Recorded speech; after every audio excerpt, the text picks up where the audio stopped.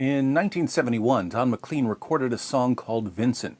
It was a defense of the sanity of Dutch painter Vincent van Gogh, or Van Gogh, or Van Gogh, or Van Gogh, depending on where you're from and how far you want to deviate from the authentic American pronunciation.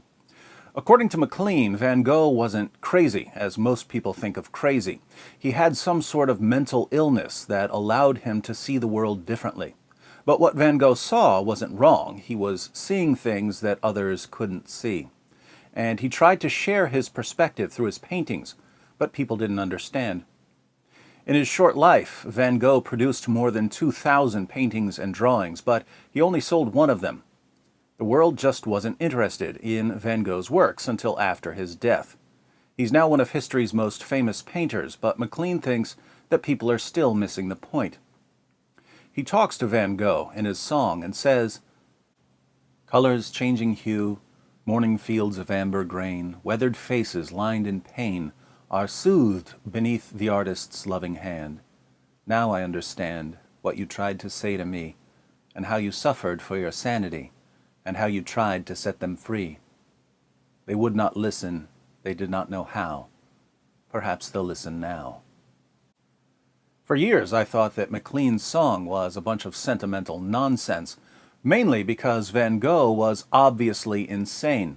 He chopped off his own ear and delivered it to a girl in a brothel. He experienced hallucinations. He was institutionalized. He ultimately committed suicide in a field. What sense does it make to say that he was suffering for his sanity? He was suffering from insanity. But some recent discoveries have forced me to rethink my view of Van Gogh, primarily discoveries about the ear incident. For decades, it's been suggested that Van Gogh didn't really cut off his ear. He only cut off a small piece of his ear, just the lobe. But researchers located drawings by a doctor who treated him, and he did cut off most of his ear. Part of the lobe was all that was left. There were also doubts about whether Van Gogh was the one who did the cutting. His friend Paul Gauguin, another artist, was proficient with the sword, and he and Van Gogh had gotten into a heated argument. Some have argued that Gauguin cut off Van Gogh's ear when Van Gogh charged him in a fit of rage. Van Gogh claimed that he remembered nothing about losing his ear, so there's precious little to go on. The key to solving the mystery of Van Gogh's ear may lie in the identity of the recipient. We've always known that Van Gogh wrapped his ear in newspaper and delivered it to a girl named Rachel at a local brothel. He handed it to her and said, "Guard this object carefully." Without knowing anything about Rachel, it was quite natural to suppose that she was a prostitute, that Van Gogh was in love with her, and that giving her his ear was the incredibly creepy love offering of a deranged and obsessed stalker. Fortunately, thanks to Bernadette Murphy, a researcher who sifted through documents to figure out who this Rachel was, we now know that she wasn't a prostitute. Her real name was Gabrielle. Rachel was a nickname. She was a 19-year-old farmer's daughter who worked as a maid in the brothel. She was working as a maid to pay off her medical debts. She had medical debts because she had been mauled by a rabid dog. Doctors had to cauterize her wounds with a hot iron to keep her from bleeding to death. Then they spent weeks treating her for rabies. So here's a girl with scars from the rabid dog and burns from the cauterization, cleaning brothels. People stare at her because she's disfigured. And Vincent van Gogh, the awkward painter who lives in the yellow house, chops off his ear and brings it to her. This is not, "Hey, I love you, let me chop off my ear and give it to you as a present." This is, "Hey, I see people staring at you. I'll give them something else to stare at. You're disfigured. Now I'm going to be disfigured with you." This isn't the act of a deranged stalker. This is an act of excessive compassion by a mentally unstable man. Van Gogh was extraordinarily sensitive to the suffering of other people. He was the opposite of me, which is why I find him fascinating. Too much empathy or too little empathy, either one drives you mad. But he was in no position to help this girl. He was broke. He couldn't pay her debts. He couldn't take away her scars. So he did the only thing he could. He suffered with her.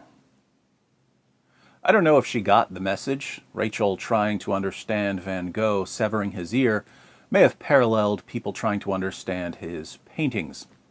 They would not listen, They did not know how. I should point out that there are non-crazy versions of what Van Gogh did. You can be perfectly sane and try to understand what someone is going through and try to enter into this person's suffering in order to help.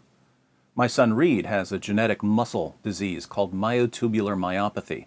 His muscles are extremely weak, too weak to walk or eat or breathe. So machines do a lot of the work. A machine pumps air through a tube in Reed's throat. It's called a trach tube. A few years ago, Reed started pulling the tube out, and that can lead to problems because it isn't always easy to get back in. So we would strap the trach tube to his neck, but he would manage to get the straps off and pull it out. He would pull out the tube that he breathes through, and he would hide it. We were trying to figure out if it was irritating him, was it itchy, was he just trying to get attention? We didn't know. But one day my wife said, "I think Reed is realizing that he's different from the rest of us. Maybe he's pulling out his tube because he wants to be normal." Then my oldest son, Luke, proposed a solution. He said, "I don't want Reed to feel like he's different, so I think we should cut the inside tubes off of some old trachs and tie the trachs to our necks and wear them when we're around Reed so he'll think that it's normal." Proud father moment. Luke wanted to help Reed by becoming more like Reed, just as Van Gogh apparently wanted to help Rachel by becoming more like Rachel. The difference was that Luke's idea wasn't crazy. A crazy Van Gogh-ish version would have been actually getting a tracheotomy, the surgery that puts a hole in your neck, to be more like his brother. But why would it be crazy to chop off your ear to share the suffering of a disfigured girl, or to cut a hole in your neck to share the suffering of a disabled brother? Well, by nature, self-preservation is very high on our list of priorities. Our biological systems are geared towards it, and that's a good thing. It helps us survive. You can go against your self-preservation instinct in certain situations if something is important enough to you. A soldier can throw himself on a grenade to save his friends. A firefighter can run into a burning building to rescue people. But we wouldn't deliberately cause massive injuries to our bodies just to show compassion towards other people. Something in your head is dangerously out of balance if self-preservation goes out the window when you see someone suffering. And that's why we would say that Van Gogh was insane, at least at certain times. Notice, however, that it would be odd to fault someone for being too deeply affected by other people's suffering. We wouldn't say, "You care too much, what a dirtbag." It's good to be concerned about a girl's suffering. It's good to want to help. It's not Van Gogh being hyper-compassionate that troubles us. It's Van Gogh being periodically so unconcerned for his own safety that his compassion could completely overwhelm him and he would start chopping off parts of his own body. That's when we say that something has gone horribly wrong. There are two events in history that were such radical examples of someone laying aside his own status for the good of others that much of the world's population regards the events as utterly ridiculous or downright insane. The most disturbing part is that these events are put forward as the foundation of Christian ethics. In Philippians 2, the Apostle Paul says, "In your relationships with one another, have the same mindset as Christ Jesus, who, being in very nature God, did not consider equality with God something to be used to his own advantage. Rather, he made himself nothing, by taking the very nature of a servant, being made in human likeness. And being found in appearance as a man, he humbled himself by becoming obedient to death, even death on a cross." What Paul says about Christ here, by the way, is an early Christian song. It's called the Carmen Christi, the hymn to Christ. If you'd like to know what the first generation of Christians sang during their worship, they sang this. They sang about Christ being in the form of God, being in very nature God, but not considering that equality with the Father, that glorified status, something he had to cling to. Instead, he lowered himself by taking on human nature, the nature of a servant. As a man, he humbled himself even further and was crucified. So the two instances of Christ laying aside his own status for the good of others are the incarnation, Christ entering our world, and the crucifixion, Christ facing not only the worst punishment the Roman Empire could come up with, but also the Father's wrath against our rebellion. And if you're not a Christian, both of those probably sound crazy. But they sound crazy to different people for different reasons. Muslims, for instance, find the idea of God entering creation to die for sins ridiculous because they have no concept of a God who would love them enough to do that sort of thing. Allah just isn't very loving, according to the Quran. Allah does not love those who exceed the limits. Allah does not love any ungrateful sinner. Allah does not love the unbelievers. Allah does not love the unjust. Allah does not love him who is proud. Obviously, if God doesn't love people very much, he isn't going to take the astonishing steps of entering creation and dying for their sins. The Christian God is too loving for Muslims to take seriously. At the other end of the spectrum, we have atheists of various kinds who don't say that the Christian God is too loving. They say that he isn't loving enough. If God really loved us, he would solve all of our problems. He would heal Rachel's scars and Van Gogh's ear and Reed's muscles. He would give everyone good health and plenty of food and plenty of money. He would maximize our pleasure and minimize our pain. But he doesn't. So he can't be that loving. And you can see why this objection would apply to God, but not to others. Van Gogh chopped off his ear to suffer with Rachel because he was in no position to heal her wounds. If he could have healed her, he would have just healed her. Likewise, Luke comes up with the idea of wearing trachs when we're around Reed because he's in no position to heal Reed. If he could heal his brother, I'm sure he would heal him. But when we're talking about an omnipotent being, why would he suffer with us when he could just stop the suffering? Interestingly, when Jesus began his public ministry, he did what people wanted him to do. He cured the lepers and gave sight to the blind and fed the hungry and raised the dead. But over and over again, as soon as he said something that people didn't like, the crowds would turn on him, no matter how many people he fed or healed. It seems that their real problem with God went far beyond God not doing enough for them. Jesus even told his closest followers that they would soon abandon him. But as he was telling them that they would betray him, he offered them something. He said, "A time is coming, and in fact has come, when you will be scattered, each to your own home. You will leave me all alone, yet I am not alone, for my Father is with me. I have told you these things, so that in me you may have peace. In this world you will have trouble. But take heart, I have overcome the world." Three key claims here. 1, in this world you will have trouble. Jesus doesn't say that he's getting us out of trouble. 2, in me you may have peace. We still have trouble, but we have peace. 3, I have overcome the world. Jesus overcame the world.